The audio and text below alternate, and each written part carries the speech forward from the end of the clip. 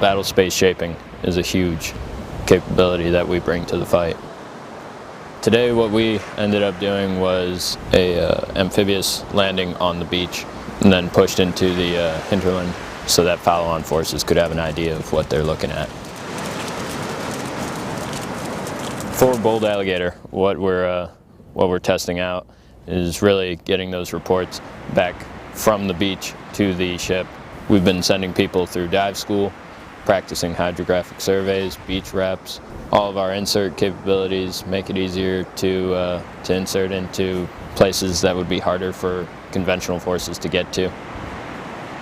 It allows commanders to make better, timely decisions on what forces they want to bring in after us, and gives them a better idea of what's happening on the ground. It's building our readiness where we're shifting back to amphibious routes, moving that shift more to maritime forces again. We're putting a lot more effort into building our readiness as a seagoing military. Moving from ship to shore and taking inland objectives, getting back to what we really do as Marines. Is what we have right now. This is what makes the Marine Corps amphibious.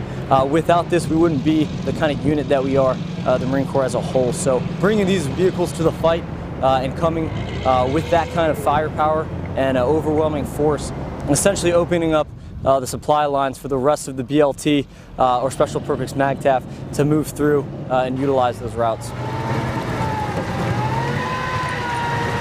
The more that we can get out, the more that we can operate, that's always going to be priceless training for the Marines.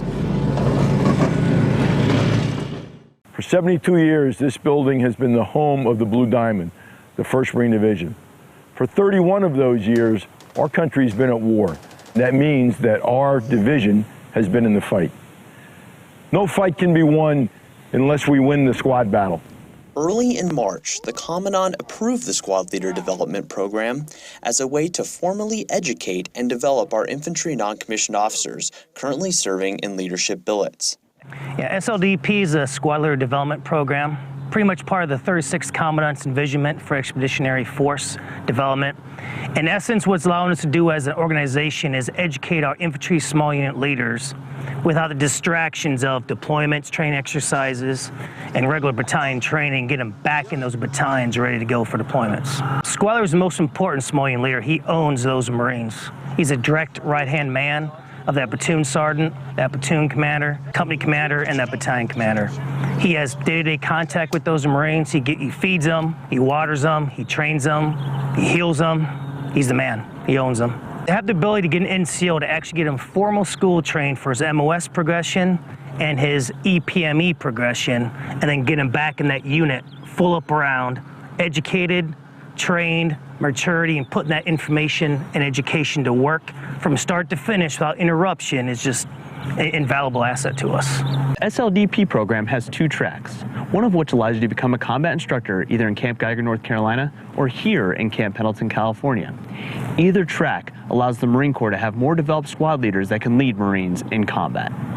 The operating force track, very similar to what was around the Marine Corps about 8 years ago in regards to retention bonuses for OP4. The intent is to put them at a battalion at D-365, about 12 months prior to that unit's deployment, to institutionalize and get that total unity of the small unit leadership at the front of a training cycle and the cohesiveness all the way throughout deployment. If a Marine wants to get more information about the program, they can reach out to their unit's career planner and find out more about the way ahead. We have a sacred obligation to the families of America to ensure that we place not the most available, but the most talented and the most capable squad leaders we have in charge of our units as they leave the wire. The tactical decisions that our squad leaders are making have strategic implications. Reporting from the historic 1st Marine Division, this is Staff Sergeant Wayne Edmiston. I'm putting this at 3010 on the right, 3010 twice left. The war in Iraq was going on, and so when he came home and he said, "Mom, I want to join the Marines," my first thought was, "No, you don't." And, you know, and his response to me was, "Why not?"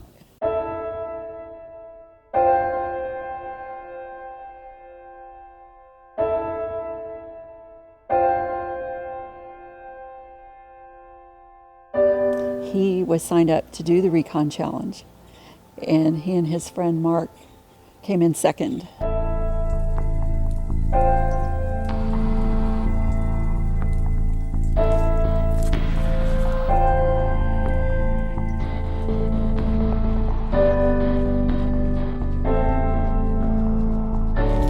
I've been running for Staff Sergeant Caleb Medley since he passed away in 2013.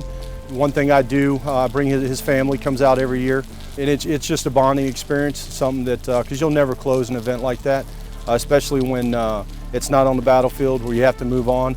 You know, here it's in your backyard, it's at home, so I'll run for him until I retire.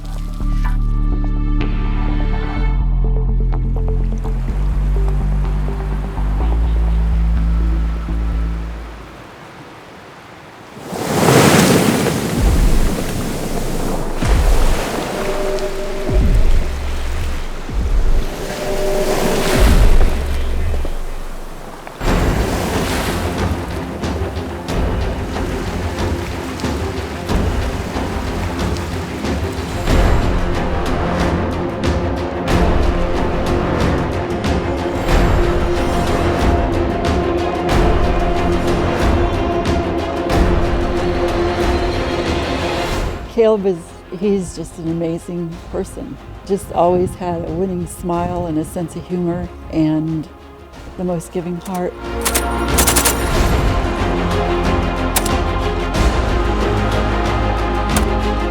Because he could make you smile no matter what.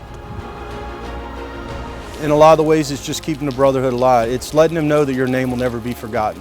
You know, no matter, who comes through here, we've got guys running again for guys from Vietnam, and their names would never really be out there unless we had young Marines that put them on their backs and carried them up the mountain.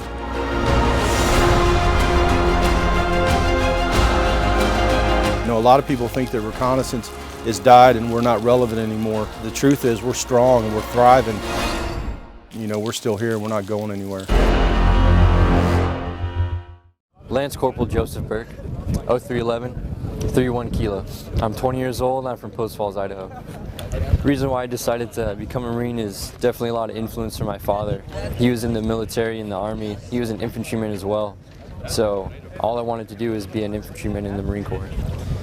Favorite part about being a grunt, I would say, is doing the live fire. Us doing our job. I mean, there's a lot going through my head, especially as a team leader, because not only am I focusing on the other teams, watching them and seeing what they're doing, but I'm also watching my Marines, making sure that they're doing their jobs correctly. And then at the same time, I have to focus on my own personal weapon and make sure that I'm also taking on the enemy as well. But through a lot of stressful training and going through those worst case scenarios, it almost makes it a little bit easier.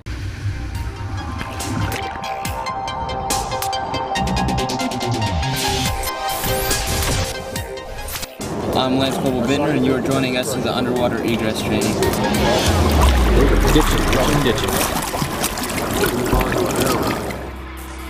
Helo company, our primary goal is ship-to-shore missions, flying over water and helos. If a helo goes down, you just want to stay calm, know where your reference points are, and have that plan in mind.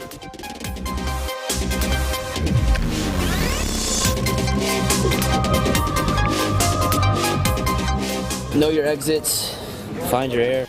Very difficult to get used to. Just being underwater and breathing's not normal, so that takes a lot of concentration. It's all about orientation and staying calm.